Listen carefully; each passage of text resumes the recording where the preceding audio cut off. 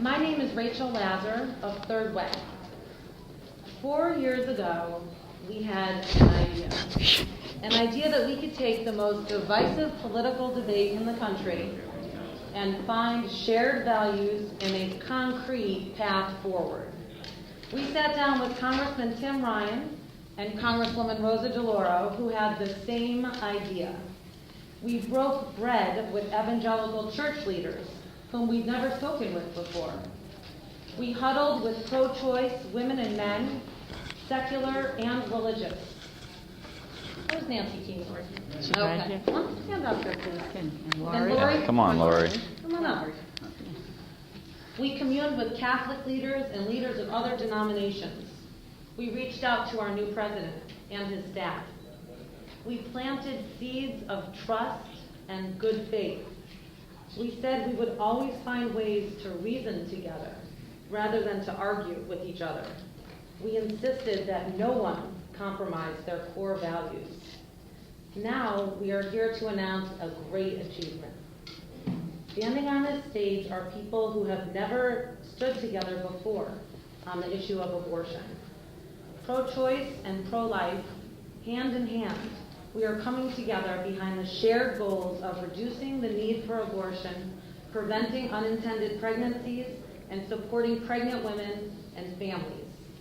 And we have a comprehensive 87-page, well-scrubbed bill that puts the words of common ground to the test of deeds. This bill is proof of a historic shift. Although heartfelt views about the right to an abortion in this country will continue to differ, the tone of the debate is shifting. There are new conversations and new avenues for progress, such as this bill. It is my honor and pleasure to introduce the authors of this legislation, two courageous and visionary members of Congress, two of our heroes, Tim Ryan of Ohio and Ryan-DeLauro of Connecticut. Thank you. Congressman Ryan will speak first. Thank you, Rachel. Thank you. I would not be standing here, nor would anyone else, if it wasn't for the leadership of Third Way, and I think they are really one of the premier organizations in Washington, D.C., and I would like to thank Rachel personally, Jim Kessler, who is here, as well as Nikki Yamashiro, who is here. So can we give them a round of applause, because they helped us climb Mount Everest here, and we appreciate that. I would also like to extend my thanks to Donna Crane from NARAL, who has been a real leader in this issue, willing to step out and lead. Also, Cecile Richards from Planned Parenthood, represented today by Lori Rubiner, who is here. So thank you very much to Planned Parenthood as well. Reverend Jim Wallace, who is not here today. He couldn't make it, but he has been an instrumental part of making this happen, as well as Pastor Joel Hunter, who you'll hear from a little bit later. I would also like to thank, from the bottom of my heart, to my legislative director, Ryan Keating, who is here, who did all this heavy lifting. So give him a round of applause, too. Let me just say briefly, this is an idea whose time has come. And we have had a lot of arguments, and as Rachel said, a lot of those will continue. But we feel like you get into public life, Rosa and I and Tom and Congressman Meek, you get into public life to solve problems. And you don't get batted around by every whim that someone may be upset. And what happened with this piece of legislation is we are solving a major problem, a divisive issue in our country. And everyone who's standing up here has provided leadership in their own way. In their own way. And that's how you get things done in Washington, D.C. And the most exciting part about this for me is that I believe that this is such a divisive issue that when we agree and find common ground on the abortion issue, that there is no issue under this dome that we can't solve together if we're all willing to lead. And we're all willing to compromise, and we're all willing to take the best deal that we can get and move the ball down the field. And we have done that on this issue. This is historic. I can't thank all of our partners up here enough for helping us solve a major, major problem and a major, major fight. So thank you to everyone who is up here. We appreciate your leadership. This is what the American people demand of all of us, whether we're nonprofits, pastors, or members of Congress. This is what they demand, and I feel that today we have met their level of expectation. Thank you.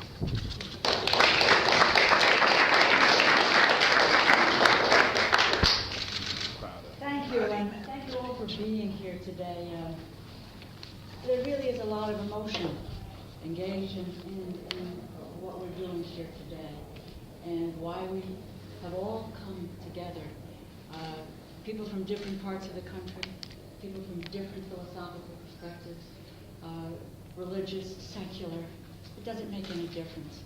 There was a sense that we had to move forward, and that is what we have been able to do with the help of so many good people. I thank my colleagues for being here today, to Tom and to Kendrick and those who were with us several years ago who signed up for this effort as well. And particularly, I want to say a thank you to a dear friend. You know, you make a lot of acquaintances when you come to the House of Representatives. You make few friends. Tim Ryan is a friend. I want to thank him for demonstrating such courage, such leadership, his successful efforts to forge a consensus on such a difficult issue have consistently shown him to be someone of conviction, someone of tenacity, and someone of vision. And it has really been a pleasure to work with him. I want to acknowledge as well the work of the Third Way.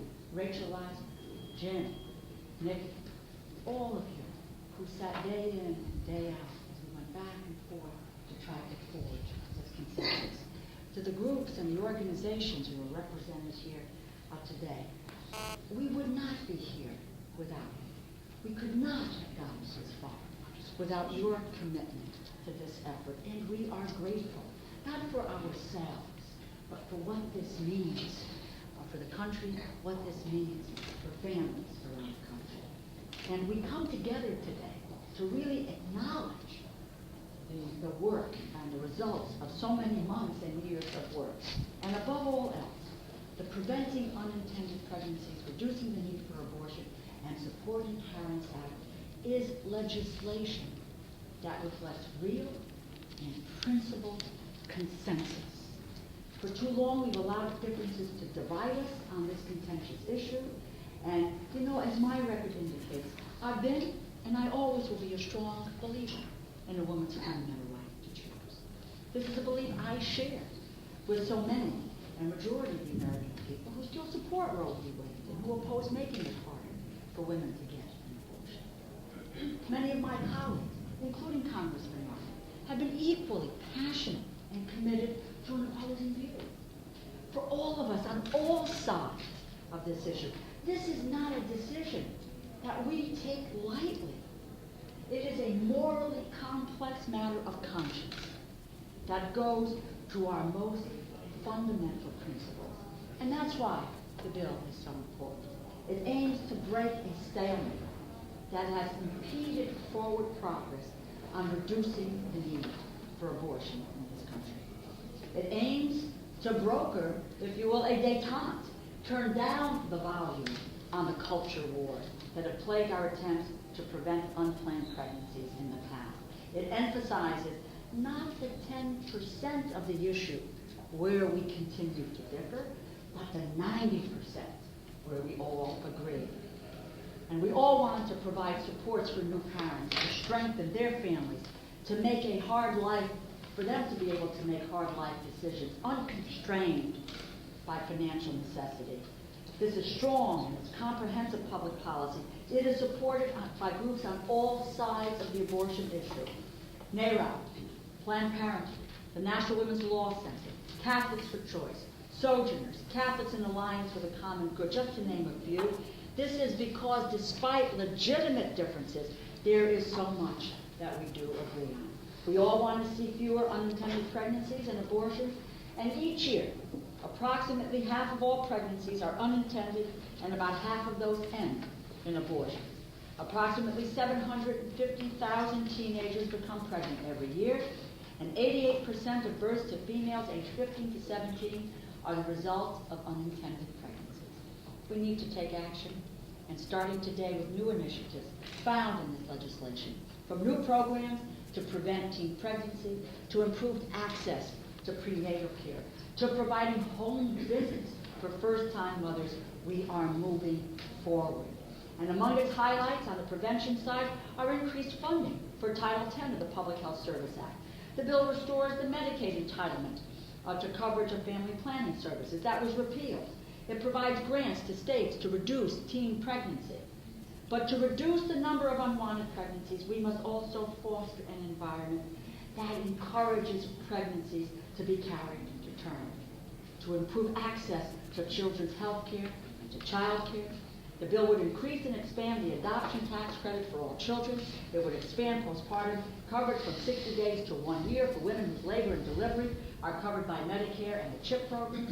And in providing a comprehensive approach to the issue, from increased funding for child care assistance to after-school programs to nutritional support through food stamps, the bill promotes real parental responsibility once a child is born. And it does so by reducing the economic pressures that can sometimes cause a woman to decide not to carry a pregnancy to term. But all of the important goals this bill can help us reach, perhaps the most important is that it helps us all move forward on the issue beyond the question of legality and toward actually reducing the need for abortion in this nation. With this bill, we offer policy solutions that will reduce unplanned pregnancies, support parents beyond the birth of their new child. We are affirming both our principles as Democrats and our commitment to promoting life. And I am happy to say that our calls for a new approach to this issue have been joined. I'm happy that the new administration has adopted a similar framework in tackling the question. President Obama, while remaining steadfastly pro-choice, has continually emphasized his desire to bridge the abortion divide and to find common ground. This bill is an excellent step in that direction. I want to again thank my colleagues. I want to thank the organizations. I want to just say, sometimes you say that people can't come to consensus. But caring people, reasonable people, committed people from all sides of an issue can come together. They can make a difference. And after all, as my colleague Tim Ryan said, that's why we come to this institution. Not for self-aggrandizement, not for resources and remuneration, for what it is that we can do to promote good public policy that has the ability to make a difference in people's lives. And I once again want to say to Congressman Ryan, I thank you, buddy. It is unbelievable working with you, and I love you. Thank you so much. Thank you. Congressman Ferriello. Great job. It's incredible. Thank you very much. I come from a generation that is sometimes known as the community service generation because we volunteered in record numbers. It's a generation that's always tried to put results ahead of rhetoric and really feel that what our moral obligation more than anything else was to produce results. And I think for many of us in this debate, when I was on the outside of politics until recently, asked the question, why on earth can't people get together on something like this? Friends of mine in the pro-life and the pro-choice communities would always say, can't we agree on this issue? Why can't those folks up in Washington come together at least on this, while other debates are playing out in the courts and elsewhere? And I think for us it was a frustration because the labels pro-life and pro-choice often seem to be the excuse to end a conversation rather than to begin one. And each side feeling like as long as that label was there, you had done your part. Rather than asking the question, what does it mean to promote a culture of life? What does it mean to promote real choices? And I think here we do have serious common ground. I don't think this is a panacea that will make other debates go away. I don't think it will end the culture war. But it will show that we can find common ground and build from there. When we start from the question of what do we share, where can we build from those boundaries? And I also think we come from a generation that understands government is not the solution to all of our problems. There are many great things in this bill, but I think many in my generation are also frustrated with what we see as a culture of instant gratification, from our teenagers to our corporate CEOs. And I want it for me right now, attitude. So this conversation isn't just about what we legislate. It's about what we teach in our faith communities, in our nonprofits, and in our families. And I think what this can be is a renaissance of a new conversation about culture and about where we are with our values. What is it that the government is willing to do to show that it will promote life, promote family, promote the kinds of options that we have in this bill? But it's also about saying to each of us, what is our part? Whichever side of this divide you rest on. What are you willing to do beyond just putting a label on your lapel to promote the very values that are at their core? How willing are you to sit with someone who you thought you disagreed with and try to find common ground? Because I think when we move beyond those labels to results, it's tough. It's much easier to stand behind those barriers.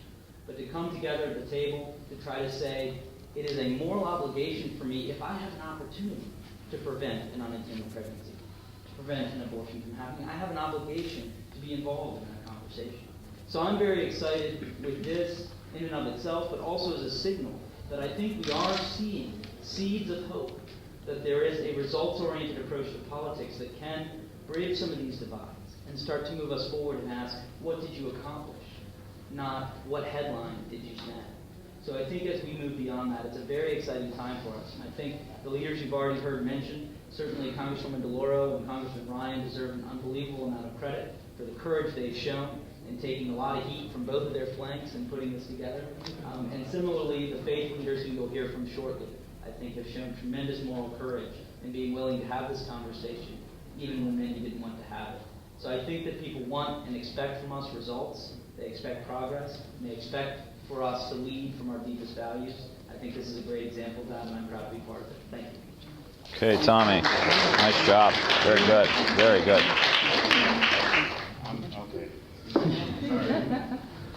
Thank you so very much. And I'm going to be very, very brief because I know that there's a number of people who have been a part of this great day arriving. I just want to say very quickly, one great theologian said that spirit makes religion act right. And I would add, it also makes politics act right.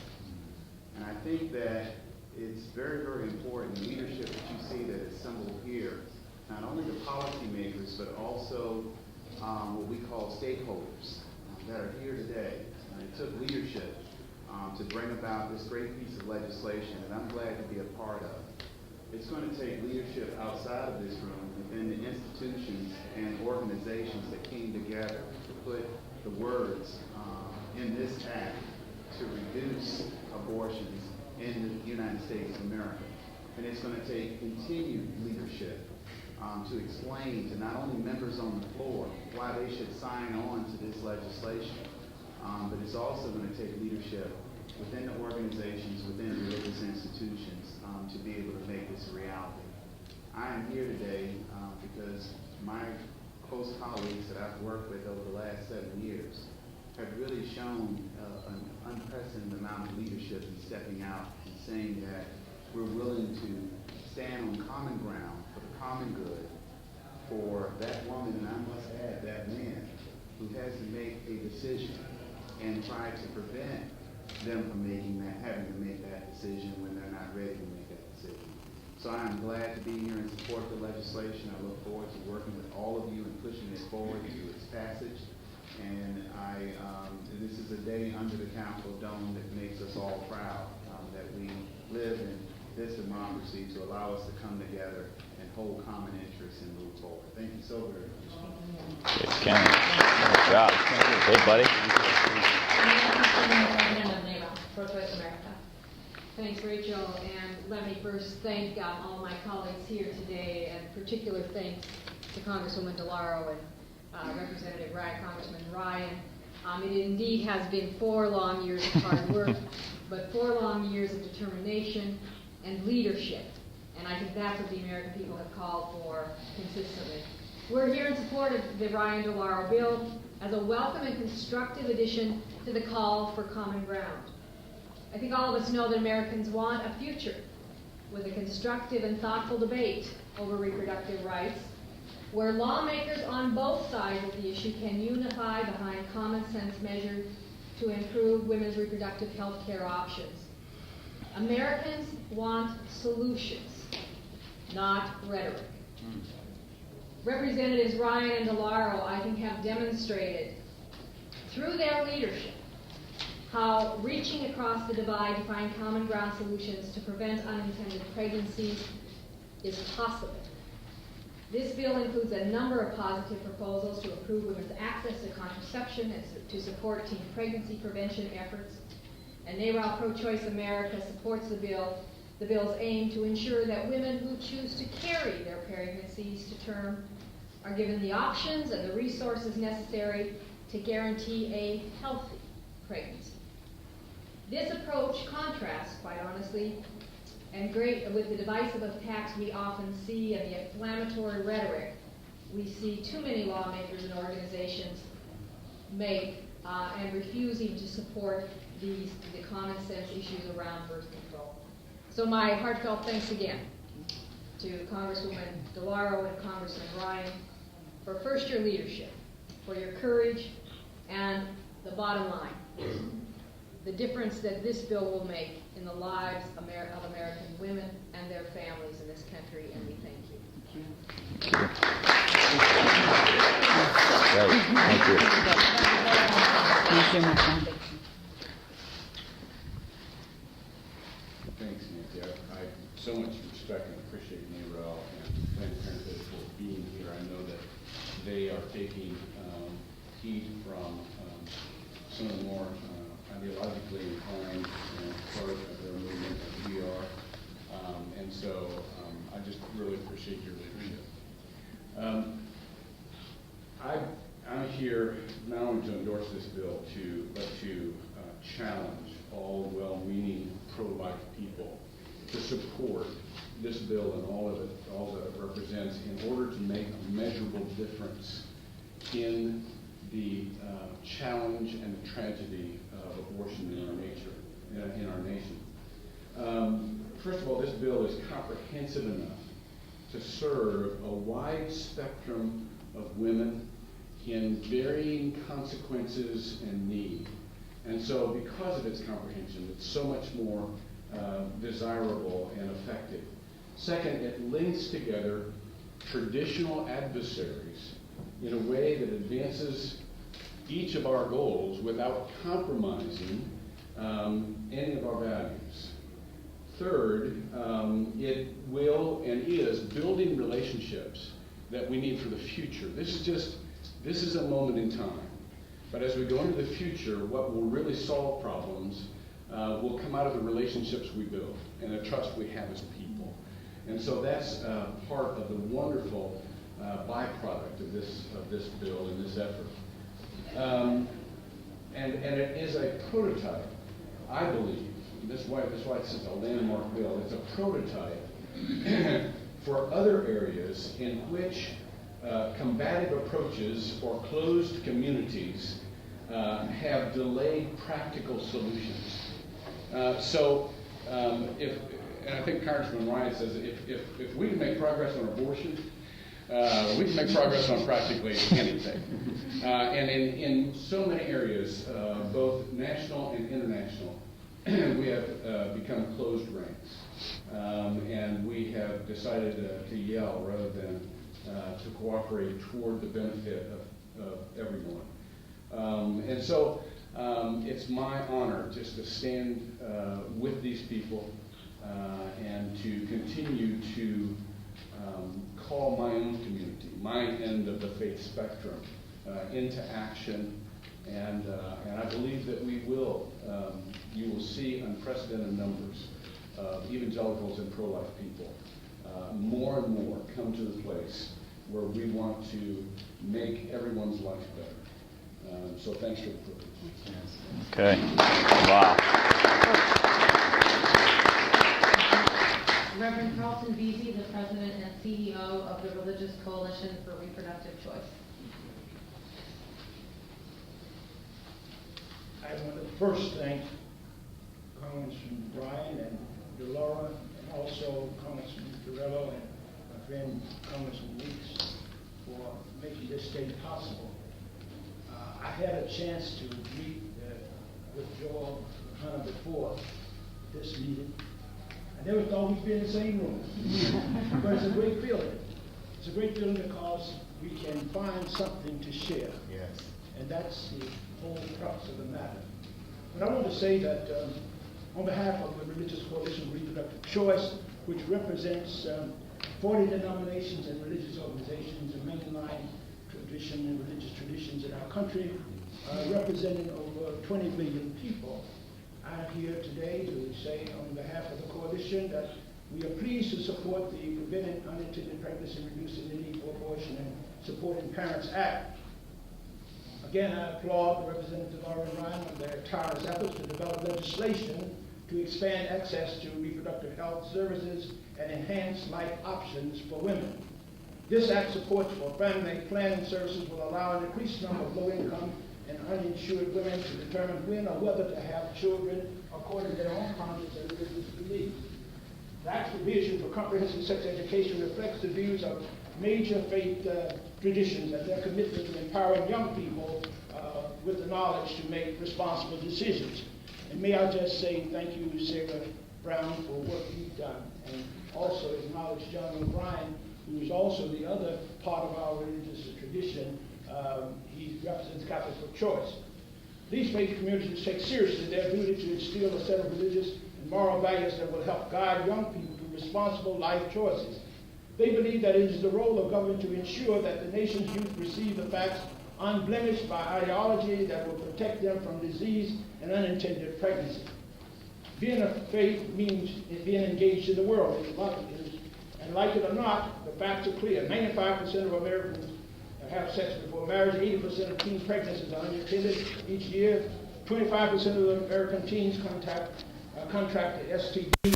May I say, in my community, the black community, that goes to 50%. So we have a special reason for supporting this bill. For that to happen, they must be informed by comprehensive sex education and have access to contraceptive services. Offering them anything less is irresponsible, dangerous, and wrong. Our hope is that these revisions will help eliminate the terrible disparity in access to reproductive health services that results in poor women being 4 times as likely to have unintended pregnancies as their higher income counterparts. Access to reproductive health information and services allow women to continue their education, thereby improving their economic status and the well-being of their families and communities.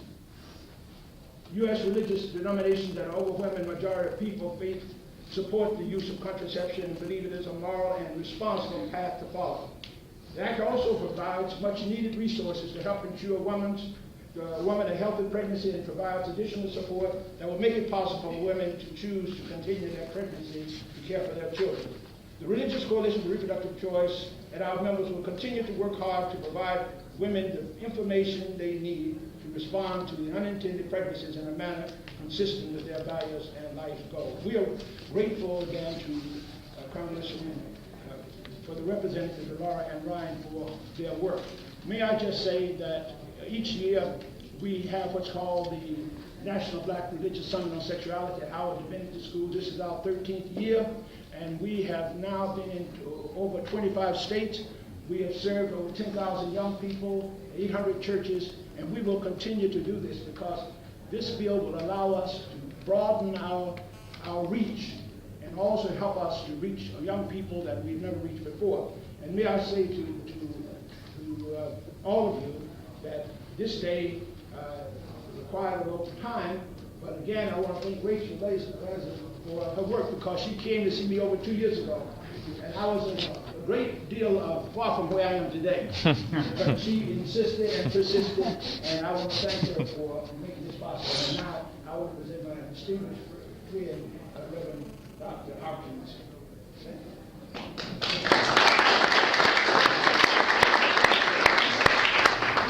I also want to add my deep appreciation to Congresswoman DeLauro and Congressman Ryan for their work, for their tireless efforts. And it is a wonderful thing to arrive at this day. I suppose some would say faith has become sight, or at least legislation. So let me begin by saying that I'm more optimistic now than I ever have been about our potential to overcome polarization, to build common ground on shared principles, and to enact policies that make a tangible and a real difference in the lives of women, children, and families, and to reduce the need for abortion in America. The Preventing Unintended Pregnancies, Reducing the Need for Abortion, and Supporting Parents Act advances all these goals, and I, as an American citizen, as a pastor, wholeheartedly support it. And as a pastor, I see clearly that this bill brings, most importantly, compassion and concrete solutions to an issue where there's largely been polarizing rhetoric. The women I have known who have faced the tremendous challenges presented by unintended pregnancies need real support that divisive debates cannot provide. And I know, as one who would probably be typified as a clear pro-life advocate, that label serves no purpose if it divides, if it polarizes. And I know, therefore, that the people in my congregation who follow the same Lord but find themselves on different sides of the abortion debate need common ground, and not, again, a polarized debate that casts them into opposite camps. And I'm particularly pleased that there are statements of endorsement that have come from a broad spectrum. Who would have imagined the broad spectrum of faith community leaders who have said that they support this effort, they see the value of it, and they see the worth of it. The truly significant aspect of this legislation, I think, is that it builds on these shared commitments, and it also allows for those persons who have stands of conscience and commitment to maintain them and to continue to work toward their aims. Let me also say that I'm pleased that the provisions of this bill address challenges that exist within segments of the African American community. The need for comprehensive sex education, as well as maternity and child care, which are critical in preventing the downward spiral of poverty that so often accompanies teen pregnancies. And I wouldn't be a preacher worth my salt if I didn't close with a story. But it's a personal one, and it's a real one.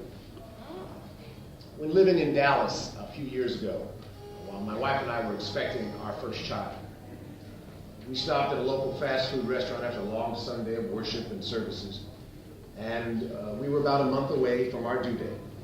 Throughout the entire pregnancy, my wife had received the best of prenatal care, and our daughter would be delivered by one of Dallas's leading OBGYNs. She would be born into an intact nuclear family with a wide network of support from our extended family and our church community. Standing directly next to my wife in the adjacent line was another mother-to-be who looked to be at the same point in her pregnancy. She also appeared to be no more than about 14 years old. There was no one standing with her, and it appeared that every coin she put on the counter to pay for her meager meal mattered deeply to her. It struck us that her story was no doubt in many ways the very opposite of my wife's and mine. And we could only imagine how different her life and the life of her child would ultimately be from ours. Would pregnancy prevention initiatives have been of benefit to her? Most likely, yes. But if not that, would maternity and child care now be essential? Absolutely. The provisions of the Ryan-DeLauro bill will address the very challenges faced by that young girl and so many like her. Because of that, I wholeheartedly support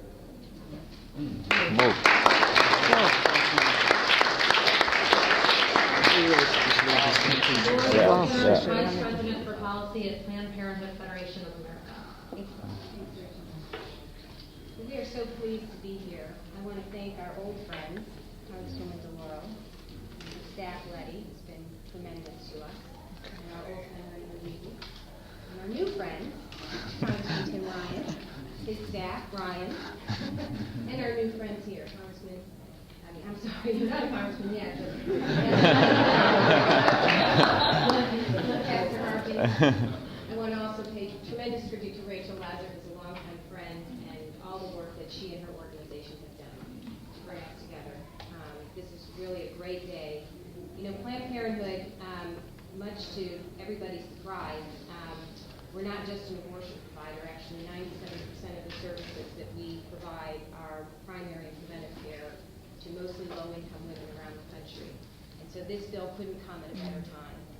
We are so pleased that after 8 years of really only being able to defend against restrictions on abortion, that we have an opportunity to talk about the issues that really matter to us and to the American people, which is really getting comprehensive, affordable health care and birth control to to this group of people, and this group of people for making that possible. This is the start of that conversation, this is not the end, and we really look forward to being your partner in that. So thank you very much. All right.